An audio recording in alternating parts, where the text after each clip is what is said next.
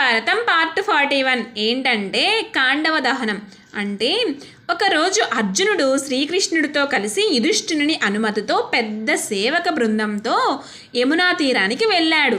సేవక బృందం వివిధ క్రీడలలో ఆడుకుంటూ ఉండగా కృష్ణార్జులు ఒక చోట కూర్చొని మాట్లాడుకోసాగారు.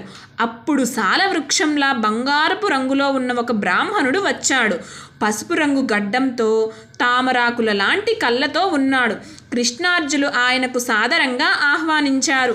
అప్పుడు ఆ బ్రాహ్మణుడు, అత్యంత ఆహారం తినేవాడినైన నాకు చాలా ఆకలి వేస్తుంది, ముష్టాన్నం ప్రసాదించి నా ఆకలి బాధని పోగొట్టండి అని అన్నాడు.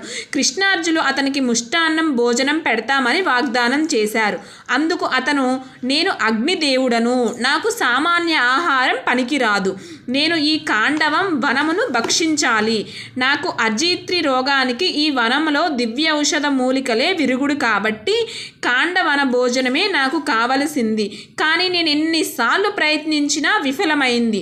ఈ వనంలో ఉంటున్న తక్షకుడనే నాగరాజుని రక్షించడానికి ఇంద్రుడు మేఘములను పంపి వర్షం కురిపింప చేస్తున్నాడు, నా జ్వాలలను ఆర్పేస్తున్నాడు. మీరు అస్త్ర ప్రయోగంలో ఆరితేరిన వారు. నేను ఈ కాండవ వనాన్ని దహించేటప్పుడు నా మీద వర్షం పడకుండా, ఈ వనంలో ఏ జంతుజాలం నా నుండి తప్పించుకోకుండా చూడండి అని ప్రార్థించాడు. అప్పుడు అర్జునుడు అగ్నితో, నేను దివ్యాస్త్రాలు ఎన్నో సాధించాను, కానీ వాటిని ప్రయోగించడానికి తగిన ధనస్సు నా వద్ద లేదు. నీవు తగిన ధనస్సు ఇస్తే నీవు కోరినట్లే చేస్తాను అన్నాడు. అయితే పార్ట్ 42లో అగ్నిదేవుడు కోరిన కోరికలు నెరవేర్చారా లేదా తెలుసుకుందాం. వీడియో నచ్చితే please like and subscribe, share.